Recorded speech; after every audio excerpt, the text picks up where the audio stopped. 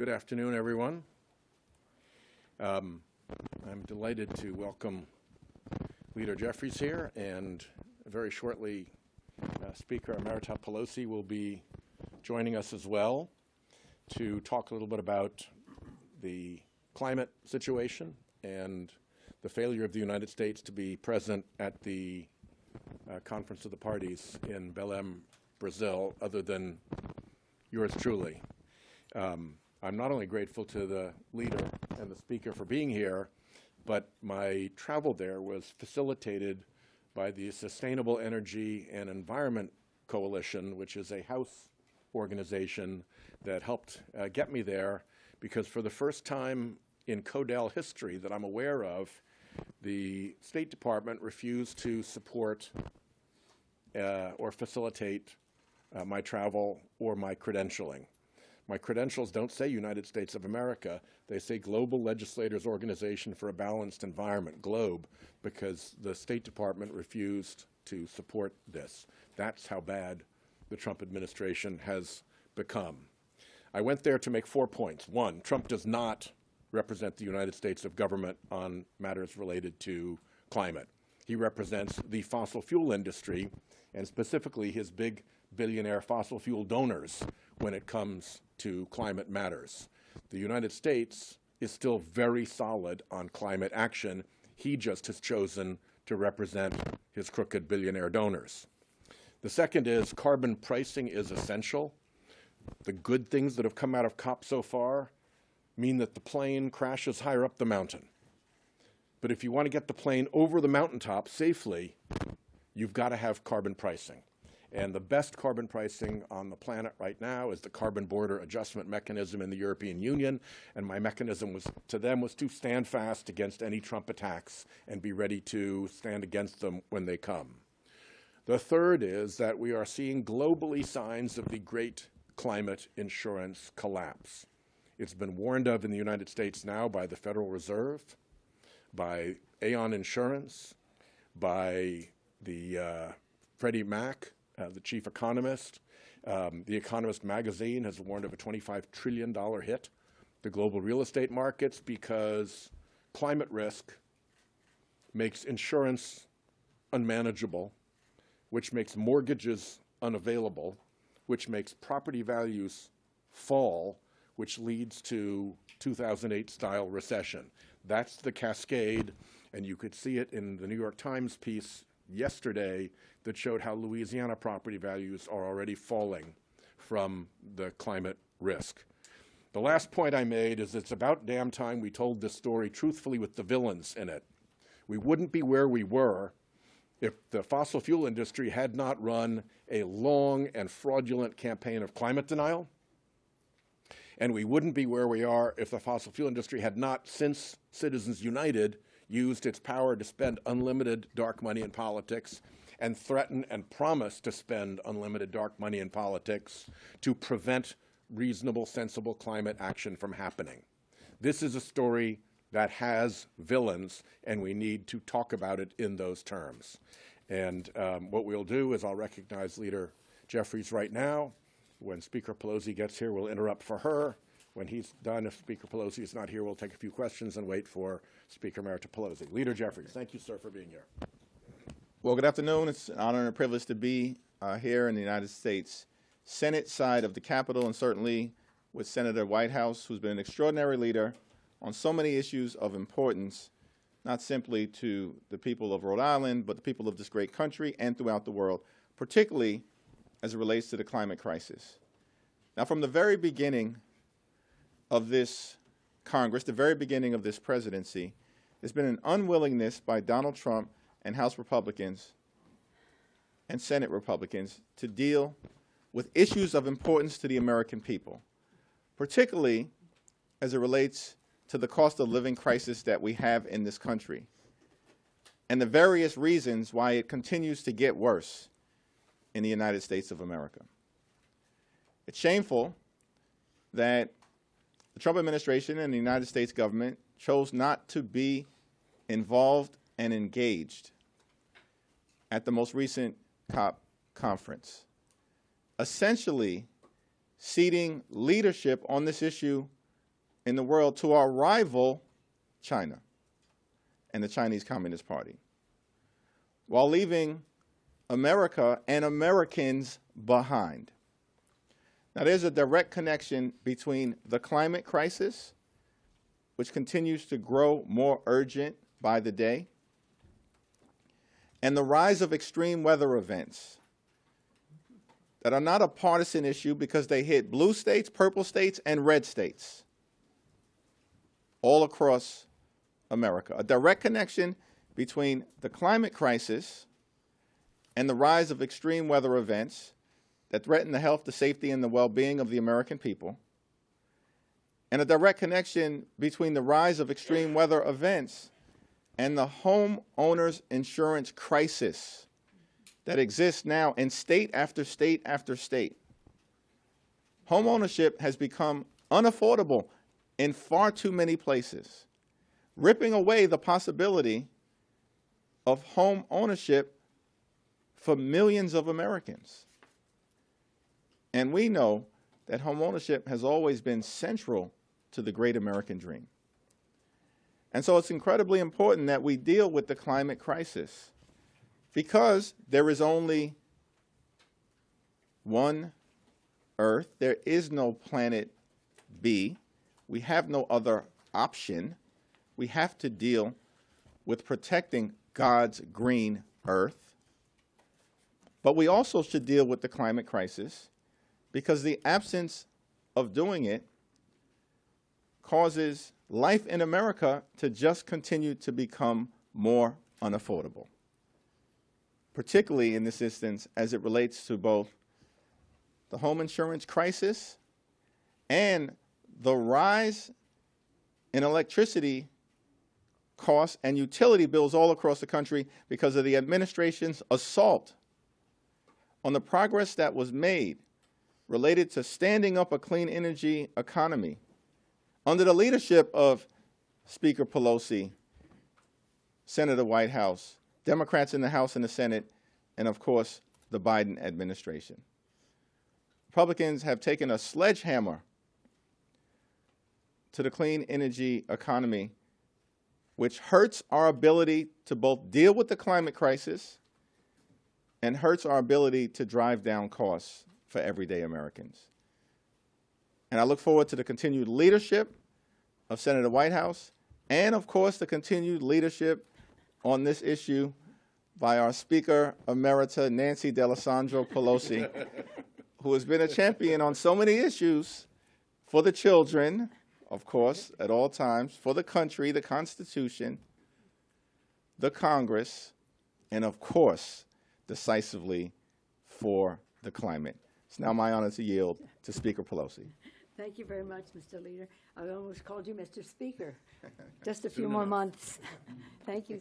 Thank you, Senator Whitehouse, for hosting us here today, but also for your tremendous leadership on the ongoing, your relentless, persistent determination to save the planet for the children. And I saw some of it on my phone that you presented, your visit to Brazil. And I want to associate myself with the remarks of the distinguished House Democratic leader, Mr. Jeffries, because he put it all in perspective, from being God's creation to the kitchen table of the American people in terms of the cost. One other part of it that he referenced in terms of natural disasters cost people, family, life, livelihood, character of their communities, but also cost the national treasury hundreds of billions of dollars to make up for this. So what is the point of this, except that they're in the pocket of the fossil fuel industry?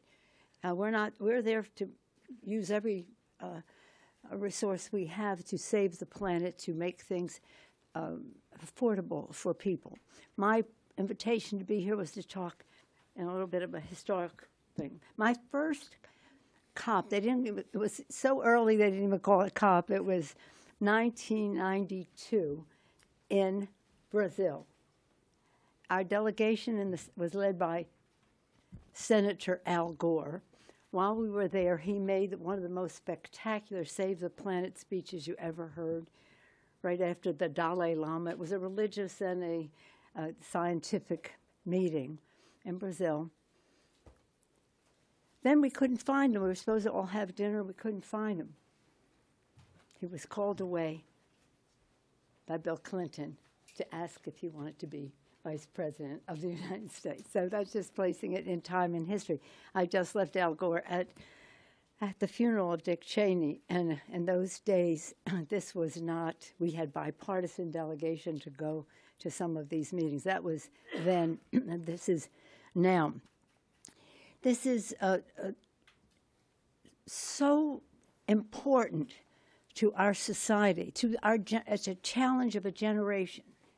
This issue is, of course, a values issue. That's been said again and again. But let's start with it's a health issue for our children, clean air, clean water, just saving the planet for them.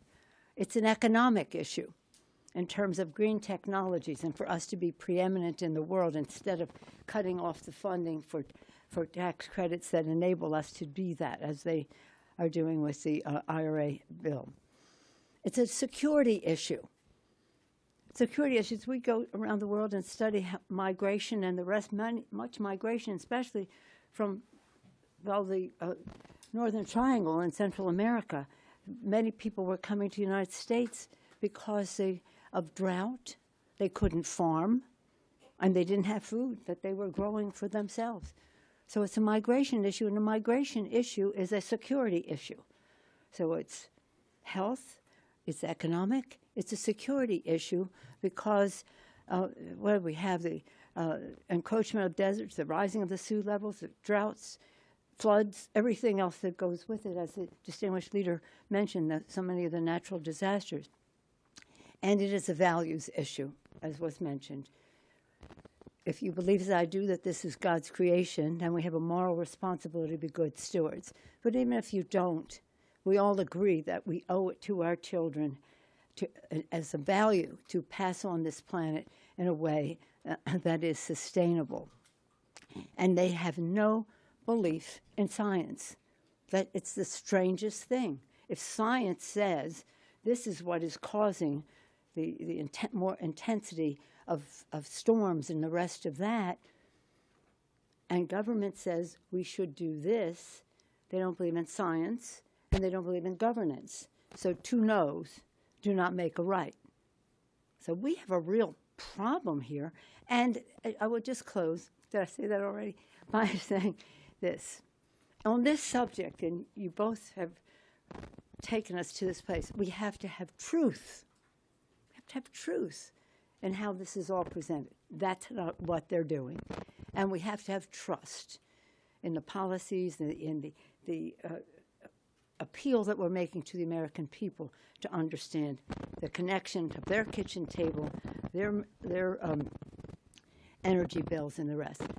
Second, in closing, when I was speaker the first time, this is my flagship issue, President Bush was president, we passed the most fantastic energy bill working together. He wanted nuclear, I wanted renewables. We had a big celebration and a very big bill. President Bush, Nancy Pelosi as Speaker. And of course, we then went from energy, which is part of the climate issue, but then to the climate bill and passed the climate bill in the House. We couldn't get it passed in the Senate. It was, filibuster, don't want to go into that. But then, under President Biden, we were able to do that with the IRA legislation. So progress has been made. Now they're pulling it back. And why? Because it doesn't even go through the brain. Just the money goes in the pocket, the vote goes on the board, and the president insists on it. With that, I yield back. Questions? My question is for Speaker Emerita Pelosi. The Trump administration has repeatedly undercut efforts to address climate change, including removing the United States from the Paris Climate Accord and more recently, obviously, not offering any U.S. representation to COP30. Do you think that any efforts to ameliorate the climate crisis could be made under this administration? Well, I'm going to yield to you because you just came back and you saw the enthusiasm that 80 countries had that. I think it's going to be difficult. But I think the more the spotlight goes onto the Trump administration for its corruption, for the fossil fuel industry, for his donors. And the more we can compare that corruption and the terrible policy that it creates against where the American people want to be, it creates another wedge between the Trump administration and the people. And as particularly our House colleagues come to the November election, that wedge between the Trump administration and the people begins to have a big effect in those elections.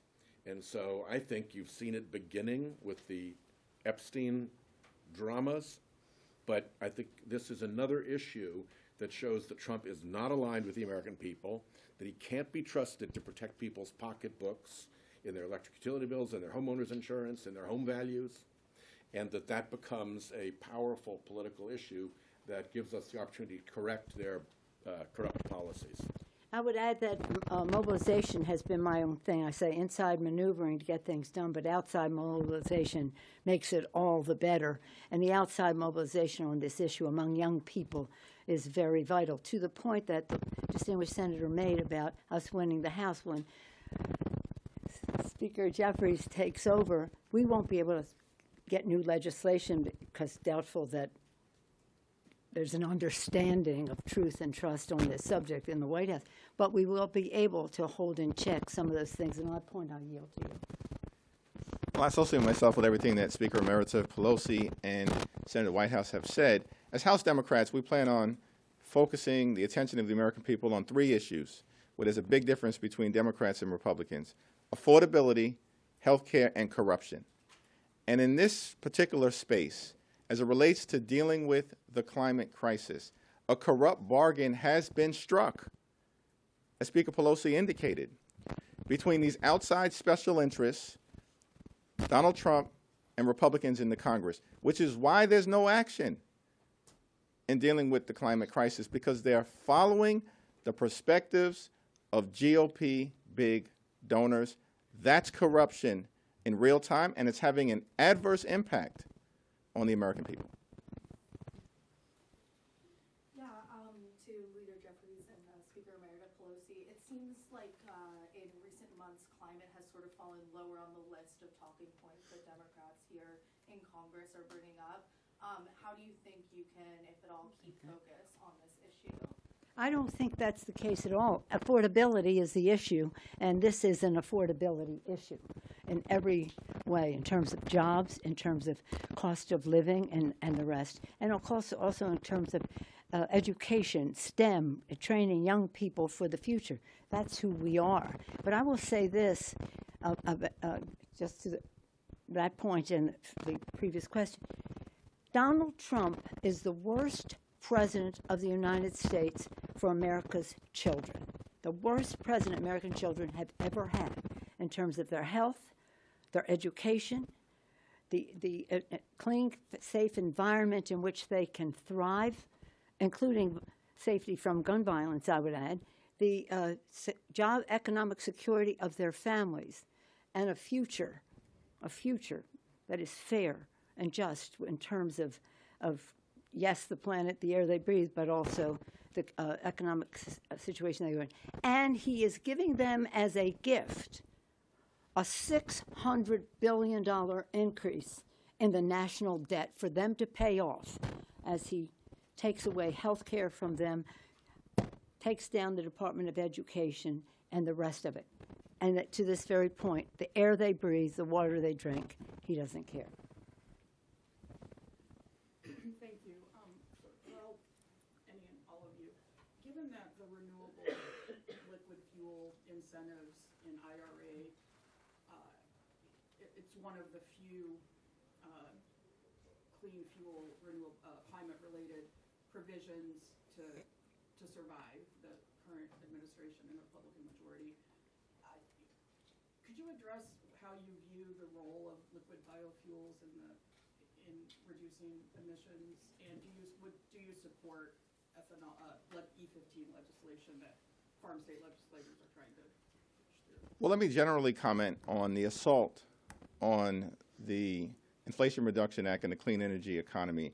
And as Democrats, we're united in pushing back against the damage that was done, notwithstanding the fact that there were several, more than 20 House Republicans who said, hands off the clean energy tax credits and provisions in the Inflation Reduction Act, and then, of course, bent the knee to Donald Trump as soon as he ordered them to decimate the overwhelming majority. So we think that there's a lot of repair work that has to be done in order to get back to the place where we are standing up a clean energy economy for the good of the climate, for the good of communities across the country, the jobs that are created, the economic development, the lowering of electricity prices, particularly in an environment now where, because of the rise of artificial intelligence, we're going to see exponential demand for energy, and we shouldn't be cutting things back.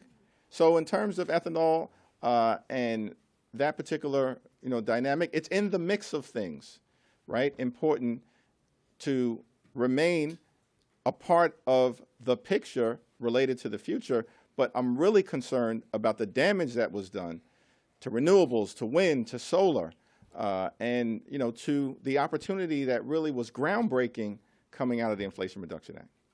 As the ranking member on Environment and Public Works, I've told Republicans that it's something I'm certainly willing to consider, but waiting for their first offer. Should we do one more, and then the speaker and the leader have to go? Speaking of climate and the administration, tomorrow the administration has announced it's going to issue new regulations, pretty much gutting the Endangered Species Act. One of them says that it will not be able to consider matters such as climate change in listing species as endangered. I wonder, what's your reaction to that? Are you going to oppose that? Of course, this is all in keeping with their, well, let me say, use the president's language. He said this whole climate issue is the biggest con job in American history, always projecting his own vulnerability onto others. President Trump is the biggest con job in American history. And so what they're doing, again, this is God's creation. Everything in nature is connected. You can't just say we're going to do this or that and connect it from everything else in nature. But it's just as that's how they treat people. We don't want to have any differentiation with people either. That's why you have to have truth. We have to make sure people are not apathetic about listening to what is at stake here. Truth and trust in the collaboration that we want to have. Collaboration, the transparency of it all. And what they're doing, that's almost irreversible. That's why it's really important for us to win this election so that we at least can hold up some of that. And then hopefully we can have some truth and trust in the Supreme Court so they don't let him get away with destroying God's creation. One of the points I made in Brazil is that at events like the COP, you see the smiling mask of the fossil fuel industry. Oh my God, they're in heaven. But if you want to see their true face, you look at what they are having the Trump administration do. And the depravity of the corruption, the depravity of the lying, and the disinterested in anybody's well-being other than the big donors, that's the true face of the fossil fuel industry, and we need to recognize that. Thank you all very much, and thank you particularly to the leader and Speaker Meredith for coming over. Thank you. Did you want to say something on that? No, But what about the Endangered Species Act? Okay. yeah. The failure to protect endangered species represents an assault on the divine creativity of Almighty God, and we plan to strongly oppose it.